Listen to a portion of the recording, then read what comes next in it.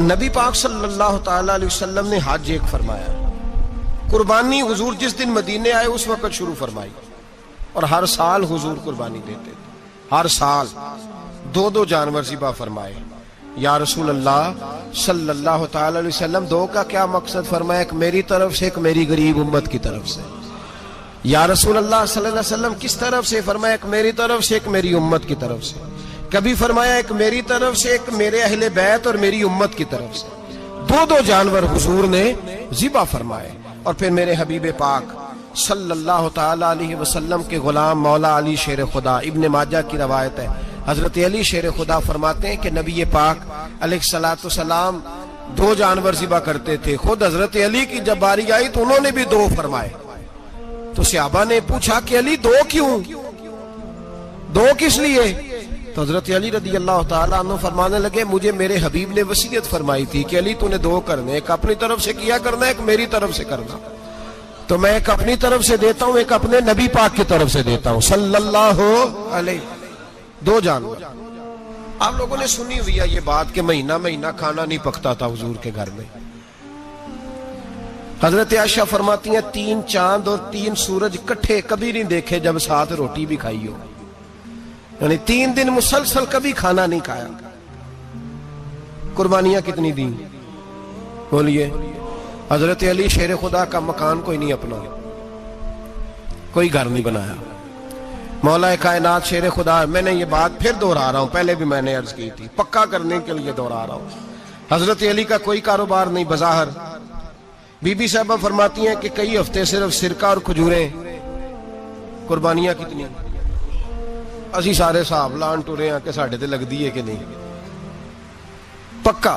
اور پھر جب بات ہوتی ہے دینے کی تو ماحول اور ہوتا ہے، جب لینے کی باری ہوتی ہے تو ماحول اور ہوتا ہے۔ قربانی واجب ہے اس شخص پر جس کے پاس 52.5 تولے چاندی یا 7.5 تولے، لیکن میں 7.5 تولے والا فتویٰ نہیں دیتا، میں 52.5 تولے چاندی والا فتویٰ دیتا ہوں، اس لیے کہ 52.5 تولے چاندی تو شاید تولہ یا 1.5 تولہ سونے کے برابر ہی ہو جائے، ٹھیک ہے نا جی؟ تو 7.5 تولے سونا 50-60 ہزار روپیہ جس آدمی کے اکاؤنٹ میں موجود ہے وہ قربانی کرے۔ بلکہ امام شافعی رحمۃ اللہ علیہ فرمایا کرتے تھے جس نے 3 کمروں کو تالا لگایا ہوا ہے وہ 3 کمرے فارغ ہیں، اس کے کسی کام کے نہیں، ان کی قیمت کا حساب لگائے۔ چھت پہ سٹور بنا دیا ہے، کوئی مطلب نہیں اس کا، اور جو ویسے رکھی ہوئے ہیں کوئی معنی ہی نہیں کمرے کا، فرماتے تھے حساب لگائے، قربانی کرے۔ رب کریم کی بارگاہ میں دینے کا جب معاملہ آیا تو گول کر گیا کام۔ میرے رسول کائنات سرور عالم صلی اللہ علیہ وسلم کا جب اپنے لیے چیزیں استعمال کرنے کا ماحول ہے تو محبوب پاک علیہ الصلوۃ والسلام نے مہینہ روٹی نہیں پکائی۔ یہاں جو آدمی ہر جمعرات کو 4 کلو بکرے کا گوشت پکاتا ہے اور ہر تیسرے دن مرغی کا گوشت لاتا ہے، وہ قربانی کی باری آتی ہے تو کہتا ہے میرے پہ لگتی نہیں۔ وہ ٹھیک ہے ابا جی لے آئے، ابا جی کی طرف سے قربانی ہے، اس دفعہ ابا جی کی، اگلی دفعہ اماں جی کی، اس سے اگلی دفعہ دادی جی کی۔ او خدا کے بندو، جس آدمی کے پاس پیسے ہیں پہلے اپنی قربانی واجب ہے۔ میری بات کی سمجھ آ رہی ہے عزیزوں کو؟ جو آدمی صاحب استطاعت ہے پہلے کس کی قربانی کرے گا؟ وہ کمائی کرتا ہے، اس کے اپنے اکاؤنٹ میں تنخواہ آتی ہے، ابا جی کے اکاؤنٹ میں نہیں آتی۔ اس نے اپنا بینک بیلنس چوری بھی رکھا ہوا ابا جی سے۔ پہلے اپنی قربانی کرے، اگر اس کو شوق ہے، دل کرتا ہے تو ایک اور خریدے، پھر ابا جی کی طرف سے کرے۔ اگر اللہ نے توفیق دیا تو ایک اور خریدے، اماں جی کی طرف سے کرے، اور اگر اس کے دل کو اللہ ٹھنڈک عطا کرے، سکون کرے، تو پھر اپنے رسول کی طرف سے بھی قربانی دے، پھر اپنے محبوب کی جانب سے بھی قربانی کرے۔ نبی پاک صلی اللہ تعالی علیہ وسلم نے ہر سال 2 قربانیاں دی، 10 سال، کل کتنی ہوگی 10 سالوں میں بولیے؟ اور جب حضور حج کرنے گئے نبی پاک نے 63 اونٹ ذبح فرمائے۔ ایک اونٹ میں کتنی قربانیاں ہوتی ہیں؟ 63 اونٹ حضور نے ذبح فرمائے۔ اور حدیث بڑی مزیدار ہے، حضرت ابو ہریرہ رضی اللہ تعالیٰ عنہ فرماتے ہیں کہ جب اونٹ ذبح کرنے کی باری آئی تو ہم سوچ رہے تھے، پریشان تھے کہ یہ تو بڑا مشکل ہے ذبح کرنا، بڑا مشکل ہے، اس کو تو نہر کرنا پڑتا ہے، گرانا پڑتا ہے، باندھنا پڑتا ہے، سب سے مشکل کام اونٹ ذبح کرنا ہے۔ تو نبی پاک صلی اللہ علیہ وسلم کی تو عادت کریم ہے، اپنے ہاتھ سے ذبح کرتے ہیں حضور۔ وہ ہمارا اللہ خیر کرے، اب اللہ ہی حافظ ہے. ذبح کرنا تو دور کی بات ہے، ہمارا جو بی اے پاس لڑکا ہے نا اس کو ڈر آتا ہے جانور کے پاس کھڑے ہوتے بھی. کہتے ہیں بچوں کو اندر لے جاؤ، 10 سال کا 12 سال کا اس کو اندر لے جاؤ، ذبح کرنا روئے گا. اب بس کرو یار، یہ کس قوم سے تمہارا تعلق پڑ گیا ہے؟ ہمارے تو 12 اور 14 سال کے معوذ اور معاذ ابو جہل کی گردن کاٹ کے رکھ دیا کرتے تھے، اور تو بچہ بکرا ذبح کرنے سے ڈرا رہا ہے. اس کو کھڑا کر لا کے، قربانی تو جہاد کی ٹریننگ ہے، وہ کھڑا کر، اس کو کہا بیٹا یہاں کھڑا ہو، اللہ کے رستے میں بکرے کی گردن کاٹنی ہے. اگر کوئی شخص خدا رسول کے دین کی مخالفت کرے، کفر کا جھنڈا اٹھائے تو اس کی گردن بھی کاٹنی ہے. یہ ٹریننگ ہے بچوں کے لیے. یہاں عجیب ماحول ہے، ڈر لگ رہا ہے، پیچھے ہٹ جاؤ. اور جس صاحب کی قربانی ہے وہ بھی کوئی 1.5 کلومیٹر کے فاصلے پہ کھڑے ہیں، دور کھڑے ہو کے دیکھ رہے ہیں. نفیس ہی بڑے ہیں جناب، لطیف ہی بڑے ہیں. کپڑوں کو کوئی قطرہ خون کا لگ گیا تو بڑی مصیبت بن جائے گی. اور امیر آدمی اس کا تو گھر کسائی نے خود فون کیا ہے کہ صاحب سب سے پہلے میں آپ کے گھر آؤں گا. اس کو پتہ ہے کہ منہ مانگی قیمت ملے گی. مہربانی فرمائے، قربانی میرے رسول پاک صلی اللہ علیہ وسلم سے زیادہ نفاست والی طبیعت کسی کی نہیں. صحابہ کہتے ہیں اتنا حسین محبوب کا انداز تھا کہ کبھی کپڑوں پہ مکھی بھی نہیں بیٹھی تھی. اور حضور سے ہم سلام لیتے تھے، دست مبارک چومتے تھے تو ہمارے ہاتھوں سے کستوری کی خوشبو آنے لگتی تھی. اور فرماتے ہیں نبی پاک کا ہاتھ یوں ہوتا تھا کہ برف بھی اتنی ٹھنڈی نہیں جتنا پیارا حضور کا ہاتھ ٹھنڈا ہوتا تھا. پھر بھی حضور دست مبارک میں خنجر پکڑتے، جانور کو لٹاتے اور اپنی طامت کو سمیٹتے، اور اللہ کے حبیب گھٹنا رکھتے اس کی گردن پر اور بسم اللہ اللہ اکبر کہہ کے ذبح فرماتے.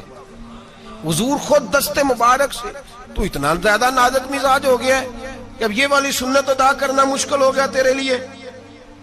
63 اونٹ ہیں. اور صحابہ کرام علیہم رضوان فرماتے ہیں کہ حال یہ ہے ہم سوچ رہے ہیں کیسے ذبح کریں گے، کیا کریں گے، کیسے گرائیں گے. اور نبی پاک صلی اللہ علیہ وسلم کہتے ہیں ہم ابھی سوچ میں ہی تھے کہ حضور نے چھری پکڑی. خنجر جب حضور نے اٹھایا تو فرماتے ہیں اونٹ دوڑتا ہوا آیا اور نبی پاک کے سامنے آ کے لیٹ گیا. فرماتے ہیں اللہ کے رسول نے بسم اللہ اللہ اکبر کہہ کے ذبح کیا. اس نے ٹانگ بھی کوئی نہیں ہلائی، پیر بھی کوئی نہیں ہلایا. وہ کسی شاعر نے بڑی عجیب بات کہی تھی. اس نے کہا پھنسی جو دام میں بلبل تو لگی یوں کہنے، کرے گا قتل کیا تو نے جب اسیر مجھے، کباب شمع کے شولے پہ کیجیو سیاد، شکل گل نظر آئے دم اخیر مجھے. وہ کہتے ہیں بلبل کو شکاری، سیاد شکاری نے پکڑ لیا بلبل کو، تو سیاد سے بلبل کہنے لگی تو نے پکڑا ہے تو قتل تو کرے گا ہی نا، کھائے گا تو صحیح، ایک میری منت ہے. شکاری کہنے لگا وہ کیا؟ تو بلبل کہنے لگی جب تو مجھے ذبح کرے نا اور پکائے تو مجھے پھول سے بڑی محبت ہے.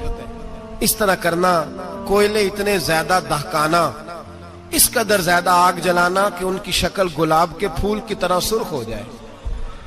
تو جب تو مجھے ان پر جلائے گا تو مجھے تکلیف نہیں ہوگی، اس لیے کہ محبوب کا چہرہ جو سامنے آ جائے گا مجھے تکلیف نہیں ہوگی. پھنسی جو دام میں بلبل تو لگی یوں کہنے، کرے گا قتل کیا تو نے جب اسیر مجھے، کباب شمع کے شولے پہ کیجیو سیاد، او شکل گل نظر آئے دم اخیر مجھے.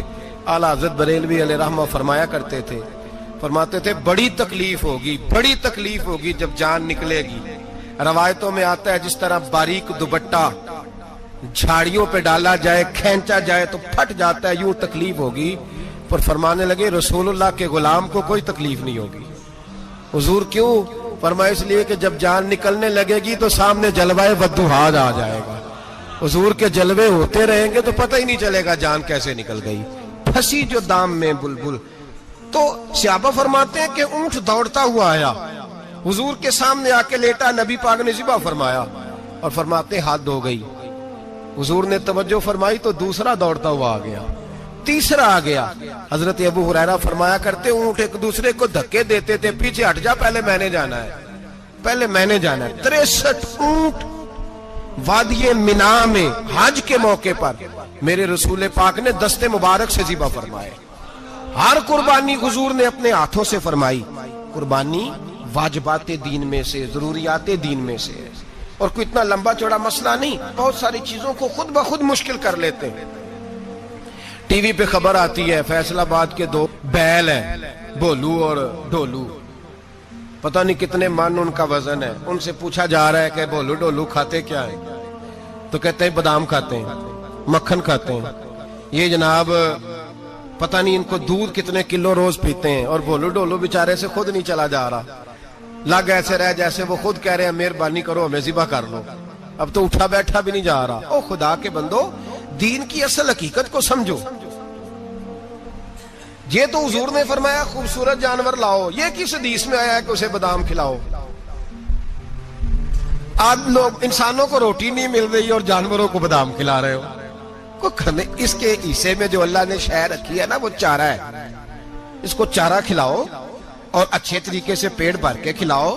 جانور کو پیٹ بھر کے چارہ کھلایا جائے تو جتنی اس کی طبیعت ہوتی ہے اس حساب سے وہ صحت مند ہو جاتا ہے. باقی یہ تو آپ کسی شخص کو اتنا کھلا دیں کہ اس کا پیٹ اتنا بڑا ہو جائے، پھول جائے، تو وہ بیچارہ تکلیف میں آئے گا کہ نہیں آئے گا؟ یہ کس قسم کا ماحول ہے؟ ایک بکرا بکا ہے لاہور میں اور سیٹھوں نے شرطیں لگائی ہوئی ہیں، میں 5 لاکھ کا لایا ہوں تو میں 9 لاکھ کا. یہ کیا چکر ہوا؟ مجھے اتنا کھلایا جی اس کو فلاں چیز. یہ کس نے کہا ہے کھلانے کا؟ بادام کھانا کس حدیث میں آیا؟ کس صحابی نے اپنے بکرے کو بادام کھلائے؟ کس نے مکھن کھلایا؟ کس نے پیڑے کھلائے؟ بس کرو، عجیب تماشا لگ گیا ہے. اور یہاں تو اتنی بری حالت ہو گئی ہے کہ عورتیں ناچنے لگی ہیں قربانی کے جانوروں کے آگے، بیبیاں بیچنے لگی ہیں. اللہ کے غضب کو آواز نہ دو. یہ قربانی ہے کہ ہر چیز کا، مذہب کی ہر شے کا مذاق بنا دیا ہے.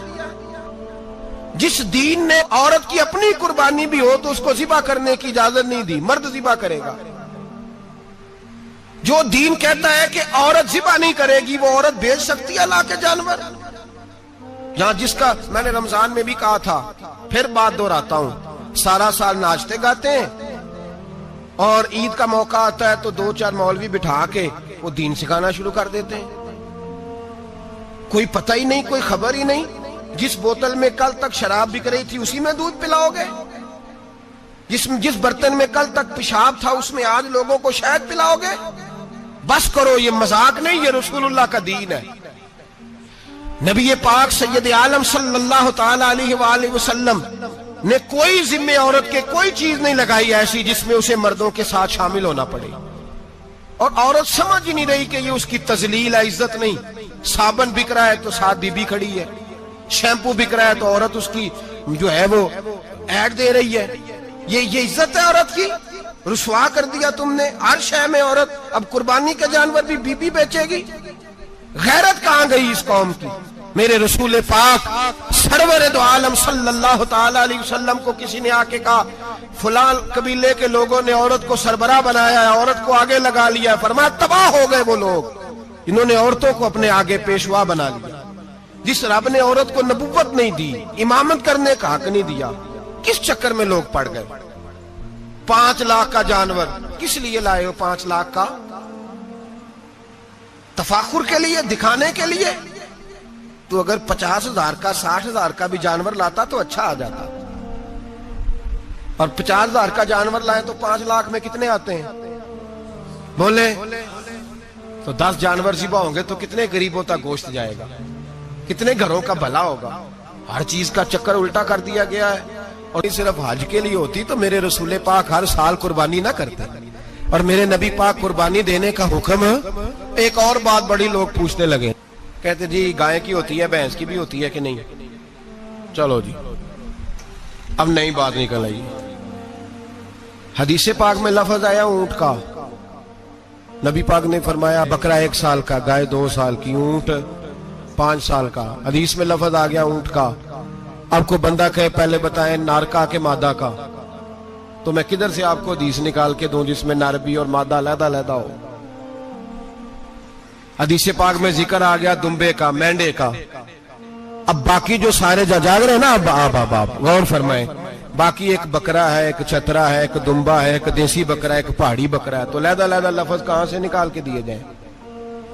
یہ ساری انواع ہیں، اقسام ہیں، نوع ہیں. اسی طرح بھینس بھی گائے کی ایک قسم ہے. امام اعظم ابو حنیفہ فرماتے ہیں نوع منہ، یہ اس کی ایک قسم ہے، نوع میں سے ہے، گائے کی نوع میں سے. آپ عام لفظ بولتے ہیں تو کہتے ہیں بکرا چترا گائے بھینس، عام لفظ ہے نا.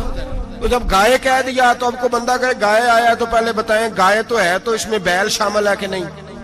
تو گائے کی جتنی قسمیں ہیں نا ہمارے محدثین بھینس کو گائے میں شامل کرتے ہیں.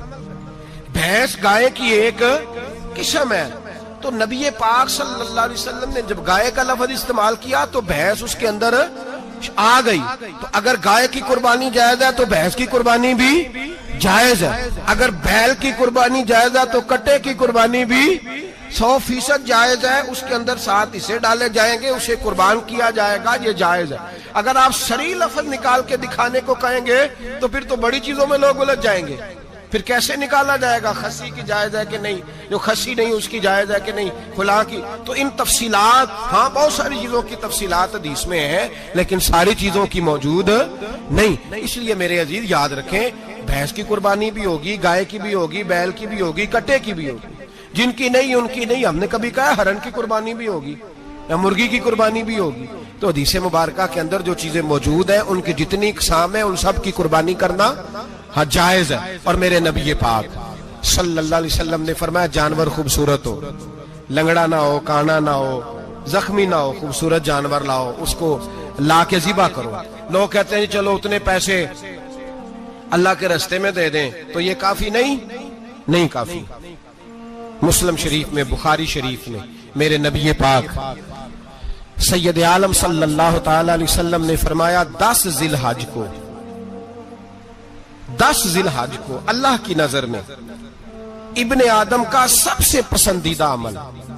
لیکن نا 10 ذی الحج کو، کل 10 ذی الحج ہے تو بڑے کام ہوں گے. فجر کی نماز بھی ہوگی، تکبیرات تشریق بھی پڑھی جائیں گی.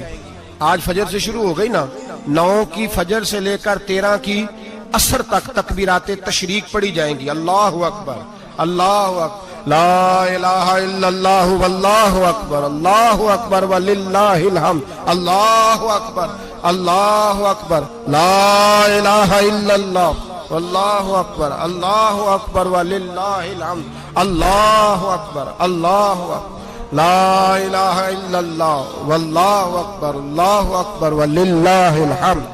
کوشش کریں جب بھی پڑھیں 3 بار پڑھیں. تکبیرات تشریق بھی پڑھی جائیں گی. فجر کی نماز بھی کل ہوگی، عید کی نماز بھی ہوگی، لوگ اور بھی کوئی ذکر اذکار کریں گے.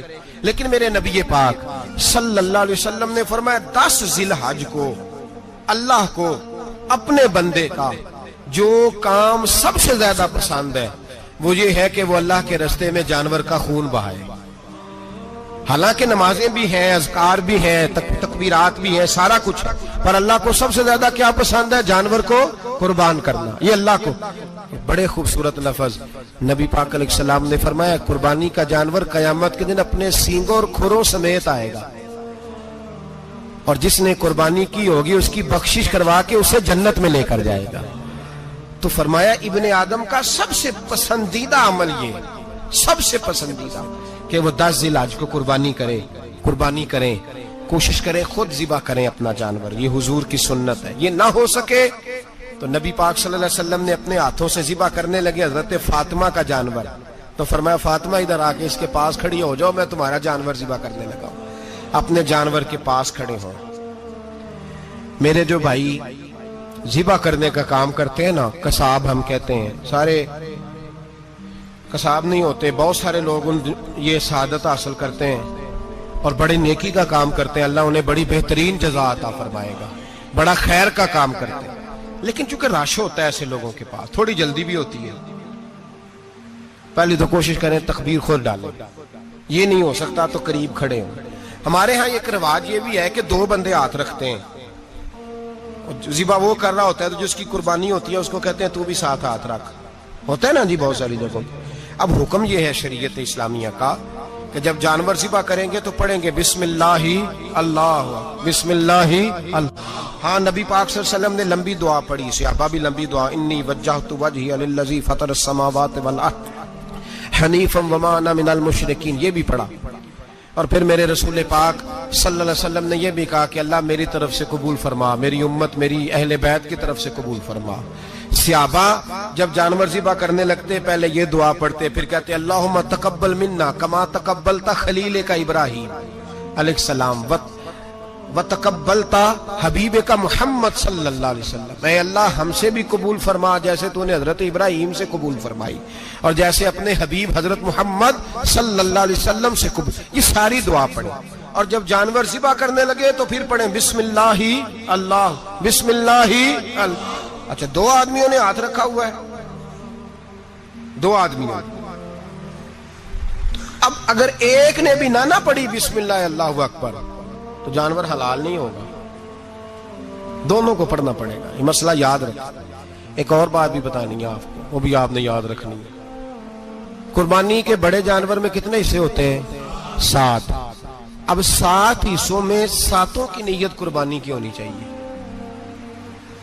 7 کی 6 حصے ڈال گئے، جو چلے تھوڑے سے زیادہ امیر لوگ نہیں تھے، نارمل تھے، انہوں نے 6 حصے ڈال لیے. 7واں امیر آدمی تھا، اس کو جا کے کہا یار ایک حصہ نہیں مل رہا تو چل تو نے تو 2-3 بکرے لیے ہوئے ہیں تو بھی شامل ہو جا. اس نے پہلے تو کہا نہیں یار میں نے اب لے لیے. پھر جب اصرار کیا تو کہا چلو ٹھیک ہے بڑے گوشت کا قیمہ کرا لیں گے.